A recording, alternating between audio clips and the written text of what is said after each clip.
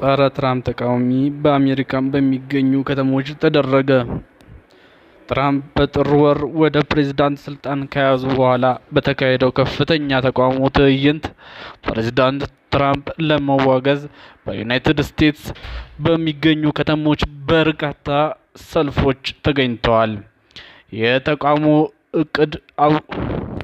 የተቃውሞ እቅድ አውጪዎች በ1200 ቦታዎች ላይ ሰልፎች ለማድረግ ያለው ሲሆን ይህንን በሁሉም የ50 የአሜሪካን ግዛት ውስጥ ነው። በቦስተን፣ ቺካጎ፣ ሎስ አንጀለስ፣ ኒውካስትል፣ ኒውዮርክ እና ዋሽንግተን ዲሲ በሺዎች የሚቆጠሩ ሰዎች ቅዳሜ ዕለት ተቃውሞ አሰምተዋል።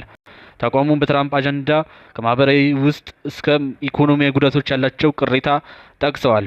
ትራምፕ አሜሪካን በአብዛኞቹ የዓለም ሀገራት ምርት ላይ ታሪፍ የሚጥል ካሳወቁ ከጥቂት ቀናት በኋላ በለንደን፣ ፓሪስ፣ በርሊን ጨምሮ ከአሜሪካ ውጭ የተቃውሞ ሰልፍ ተካሂዷል። ትራምፕ በአሜሪካ የውጭ ፖሊሲ ላይ ያደረጓቸው ለውጦች በማጣቀስ እጃቸው ከካናዳ፣ ግሪንላንድ እና ዩክሬን ላይ ያንሱ ሲሉ ተደምጠዋል። ትራምፕ ካናዳና ግሪንላንድ የቀላቀለ ፍላጎት እንዳላቸው ደጋግመው ገልጸዋል። በዋሽንግተን ዲሲ በሺዎች የሚቆጠሩ ታዋቂዎች የዲሞክራሲ ሕግ አውጪዎች ንግግር ተከታትለው በርካታ አስተያየቶች ሲሰጡ ትራምፕ አስተዳደር ውስጥ በሀብታሞች ለጋሾች እጅ ስር ወድቀዋል ብለዋል።